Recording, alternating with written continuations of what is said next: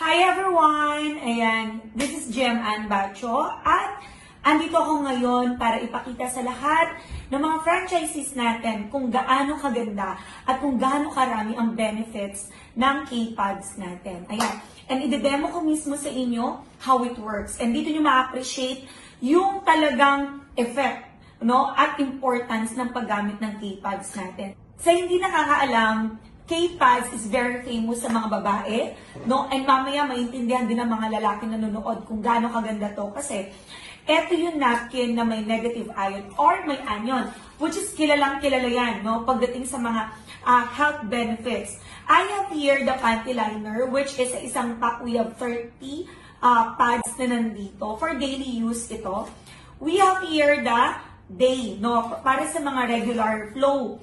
We have here 10 pads. And the night, para sa mga may heavy flow talaga.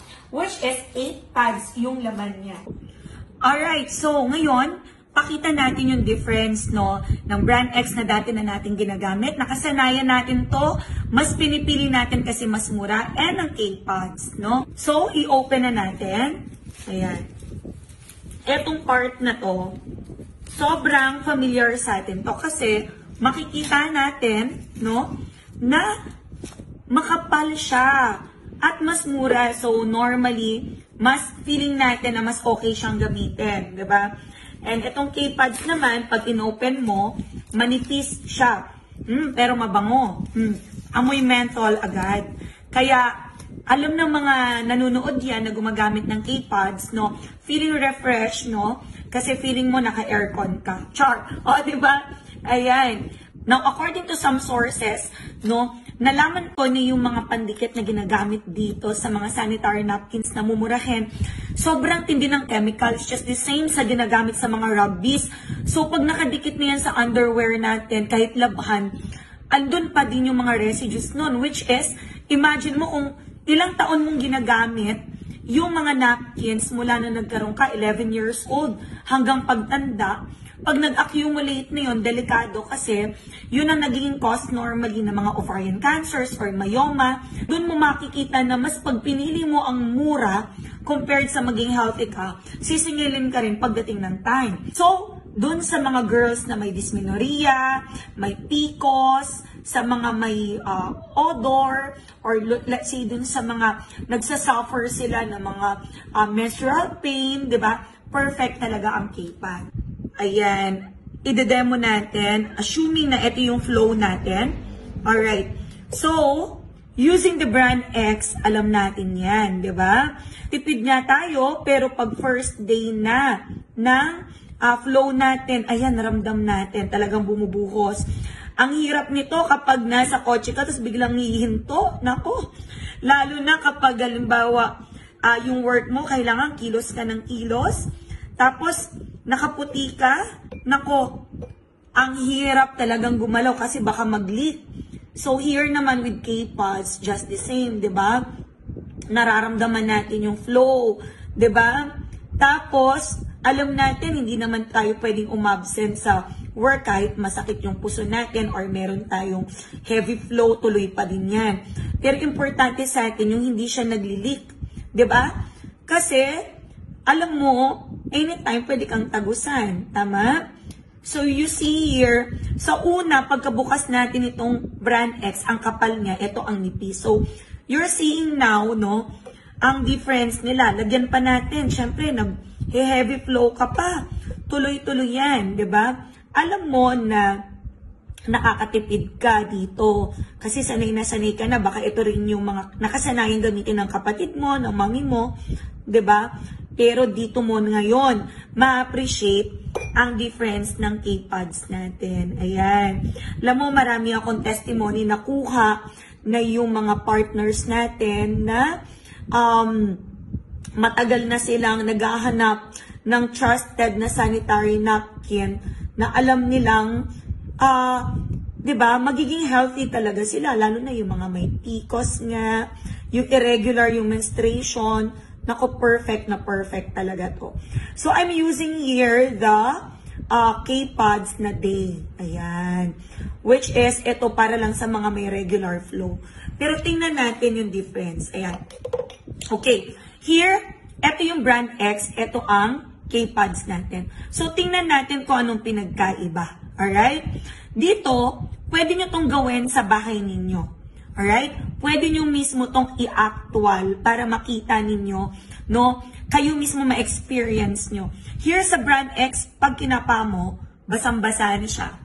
Alright? So, sa totoong buhay, talagang nagli-leak na to. Matindi na yung leak nito. Ang K-Pads, kapain natin, tuyo. No? So, makikita mo, no, naging soft gel siya. So, para mas makita pa natin, I have here tissue. Ayan. Tingnan natin kung anong mangyayari. Dito, sa K-Pads, no, at sa brand X. Pag nilagay natin yung tissue, para malaman natin kung talagang basang-basa na siya, ayun na nga.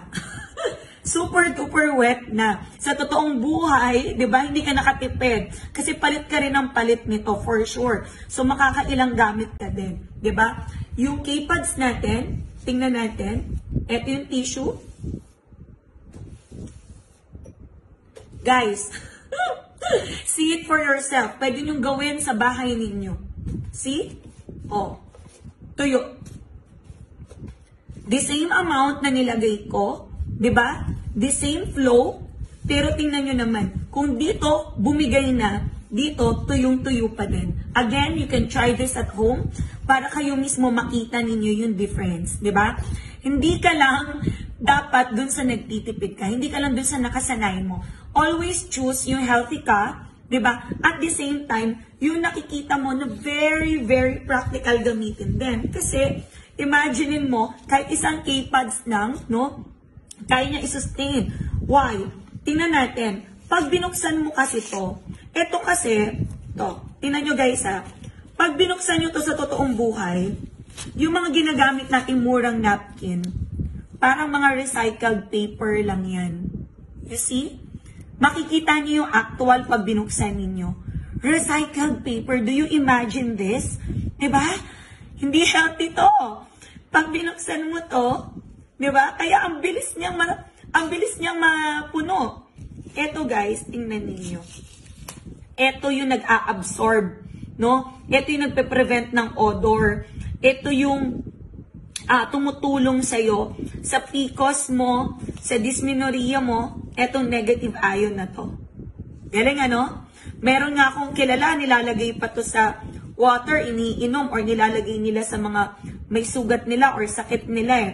This one, kasi very healthy. And you see, kung gaano kalakas mag-absorb, naging soft gel siya. 'Di ba? Now, tingnan mo naman kung gaano katindi. Ito, pakita ko lang sa inyo para makita ninyo na kahit heavy flow talaga siya. 'Di ba? Day, night, talagang masasabi mong kaya niyang sumabay. 'Di ba? Sa mga period natin. Guys, kung meron kang asawa, may anak kang babae, may pamangkin kang babae, may tita ka, 'di ba? Maganda 'to ma-recommend mo. Kasi alam mo 10 years from now, 15 years from now, 20 years from now, magkaka-period pa rin ang mga babae. So, alam mo 'yon, maiiwasan natin yung cancer, maiiwasan natin yung mga ovarian issue, maiiwasan natin yung cyst, yung myoma, maiiwasan natin ang kahit na anong reproductive issues, 'di ba, na sakit through using the right sanitary napkin. Tingnan nyo naman guys, oh, na-absorb niya ng buo, nawala na yung water. You see? So, ganun kaganda yung K-Pads natin, 'di ba? Magkano lang siya, 'di ba? Kung titingnan mo, compared naman sa magiging gamot mo pagdating ng time. O, 'di ba? So, I hope marami kayo natutunan at kayo mismo is you will start using the K-Pads natin.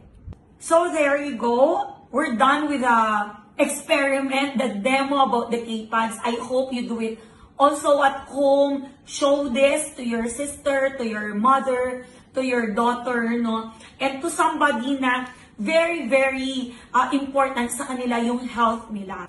Alam mo, hindi lang tayo basta nagpo-promote ng products, hindi lang tayo basta nagsasell ng products or nag-share ng products. we are sharing the health benefits na we can save a life, di ba? Lalo na maging aware tayo na may nag-e-exist na ganito kagandang product. So, stay healthy everybody, and congratulations sa lahat ng franchisees kasi kahit na food or kahit na digital franchise lang ang gusto mo, kasama to sa essential or sa health and wellness franchise natin. God bless!